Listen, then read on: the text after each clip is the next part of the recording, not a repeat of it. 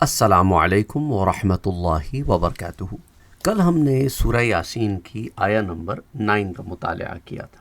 آئیے آج آیہ نمبر 10 اور آیہ نمبر 11 دیکھتے ہیں کہ اس سے آگے بھی اگر ہم جا سکے تو کوشش کریں گے۔ آیہ نمبر 10 میں اللہ سبحانہ و تعالی ارشاد فرماتا ہے وَسَوَاءٌ عَلَيْهِمْ أَأَنذَرْتَهُمْ أَمْ لَمْ تُنذِرْهُمْ لَا يُؤْمِنُونَ کہ آپ کا ان کو ڈرانا یا نہ ڈرانا ان کے حق میں برابر ہے، یہ ایمان نہیں لائیں گے۔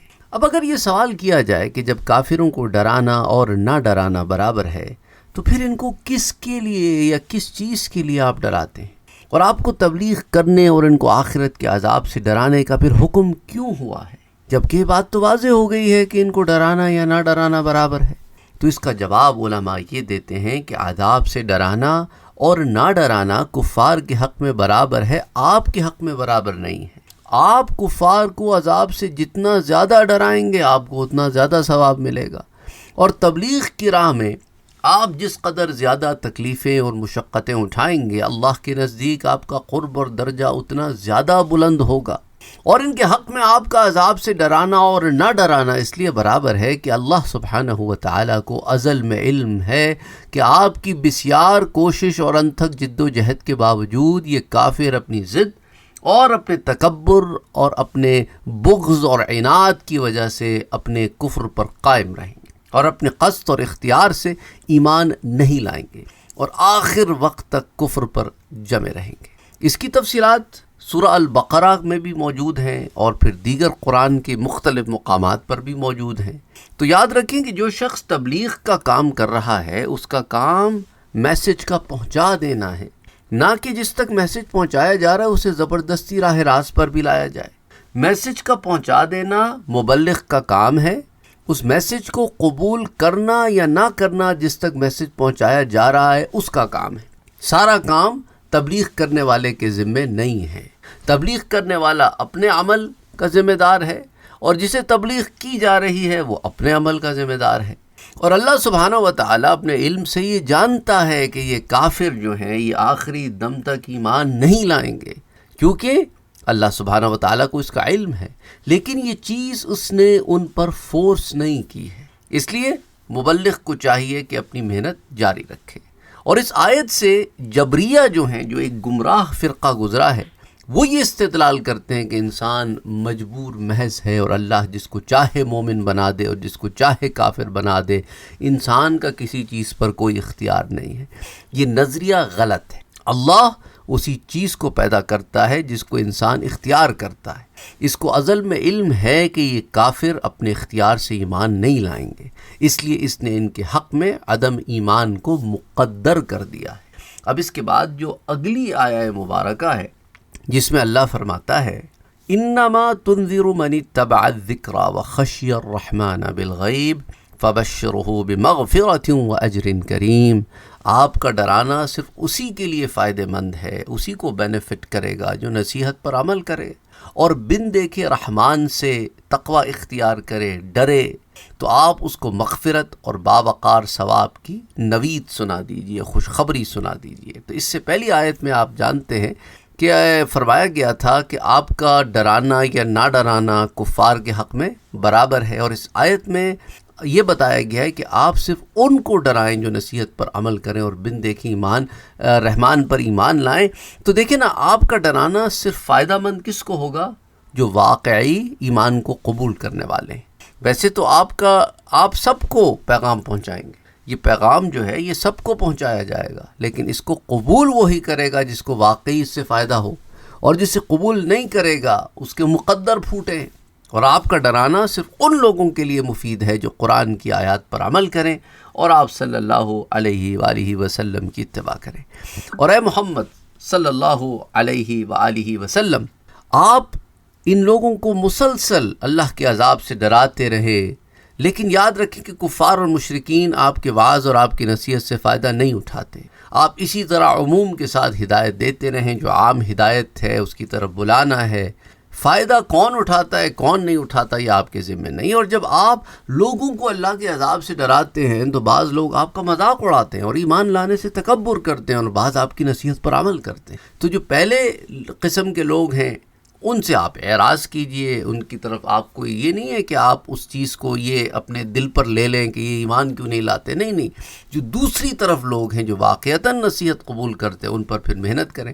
اچھا، اور آپ عمومی طور پر، عام طور پر اصول اور عقائد کا ذکر کریں، اور جو آپ کی نصیحت پر عمل کرنے والے ہیں ان کے سامنے نماز اور روزے پر مشتمل جو مختلف احکامات ہیں وہ بیان کریں، اور ان پر عمل کر کے انہیں جو ثواب ملے گا اس کے اوپر ایمفسائز کریں۔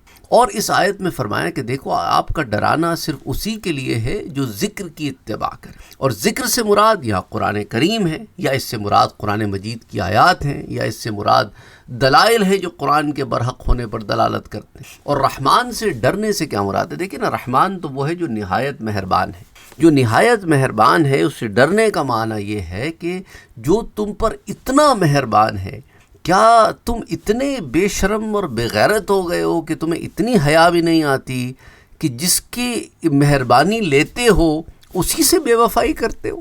کچھ تو ڈرو، کچھ تو شرم کرو، کچھ تو لحاظ کرو، اور تم ان معبودان باطلہ جو ہیں ان کے ساتھ لگے ہوئے ہو۔ اچھا، ساتھ ہی ساتھ میں یہ بھی آپ کو بتاتا چلوں کہ اللہ سبحانہ و تعالی کے ساتھ دو اسم جو ہیں وہ مختص ہیں، ایک لفظ اللہ ہے اور دوسرا رحمان ہے۔ جیسا کہ سورہ بنی اسرائیل میں آتا ہے کہ قُلِ ادْعُوا اللَّهَ أَوِ ادْعُوا الرَّحْمَٰنَ، آپ کہیے کہ تم اللہ کو یاد کرو یا رحمان کو یاد کرو، دونوں اللہ ہی کے نام ہیں۔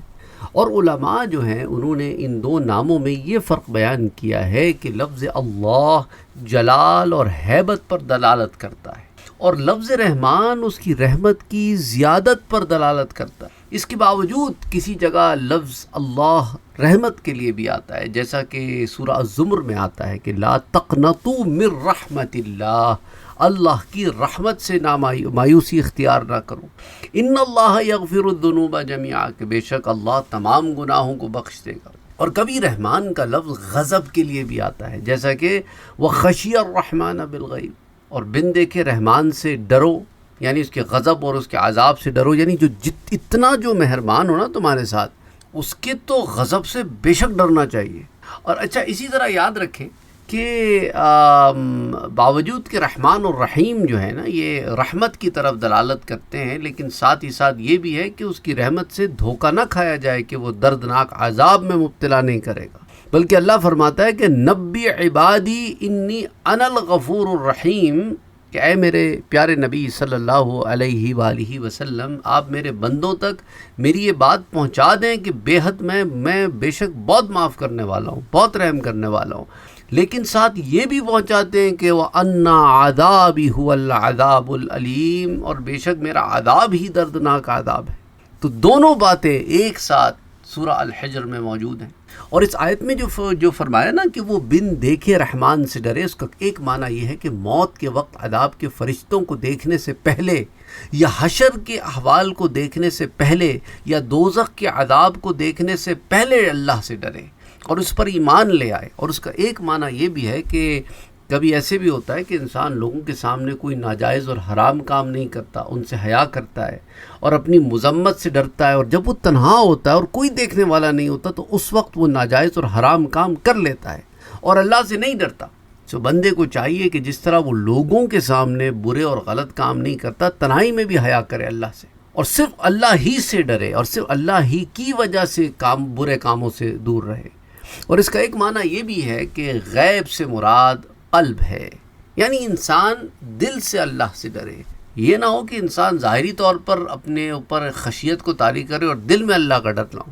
اور فرمایا کہ آپ اس کو مغفرت اور باوقار ثواب کی نوید سنا دیں، جو اللہ سبحانہ و تعالی سے تقوی اختیار، ایک ڈر رکھتا ہے اپنے رب کا، یعنی جس کو آپ نے عذاب سے ڈرایا اور وہ ڈر کر اللہ کے احکام پر عمل کرنے لگا تو اس نے برے کاموں کو ترک کر دیا، تو آپ اس کو ثواب کی بشارت دیں۔ اب یہاں پہ ایک بڑا امپورٹنٹ نقطہ ہے جو میں آپ سے ڈسکس کرنا چاہ رہا ہوں کہ عذاب کا ڈر یہ ایک طرف ایک ایلیمنٹ ہے، میں سمجھتا ہوں کہ اس سے ایک ہائر ایلیمنٹ ہے محبت کے چھن جانے کا ڈر، اور اللہ سبحانہ و تعالیٰ کی ناراضی کا ڈر۔ یہ محبت سے جنم لینے والا ڈر ہے، یاد رکھ، اس سے اتنی محبت کرو کہ اس کی محبت کی کمی سے ڈرو۔ تو یہ ڈر پیدا ہو، کیسے پیدا ہوگا؟ جو مجھ پر اتنا مہربان ہے اور مجھے اس کی اتنی حیا بھی نہیں ہے، کہ میں کھاتا بھی اسی کا ہوں اور توڑتا بھی اسی کے قوانین ہوں۔ اللہ نے مجھے نعمتیں دی ہیں، آنکھ دی ہے دیکھنے کے لیے، گناہ کرنے کے لیے نہیں، کان دیے سننے کے لیے، گناہ سننے کے لیے نہیں، دل دیا ہے کہ یہ دل اس کی یاد میں ڈوبا رہے، میں نے دل میں بت خانے بنا لیے ہیں۔ تو یہ سارے معاملات سامنے رکھتے ہوئے بندے کو سوچنا چاہیے کہ میری مقصد تخلیق کیا ہے اور میں کیا بن کے رہ گیا۔ مجھے میرے رب نے اپنی عبادت کے لیے بنایا تھا اور میں اللہ کی عبادت کے سوا ہر کام میں لگا۔ بہرحال یہ سورہ یاسین کی آیہ نمبر 10 اور آیہ نمبر 11 کے متعلق کچھ تفصیلات تھیں۔ اگلے درس میں انشاءاللہ پھر آیہ نمبر 12 کو دیکھیں گے۔ وَمَا عَلَيْنَا إِلَّا الْبَلَاغُ۔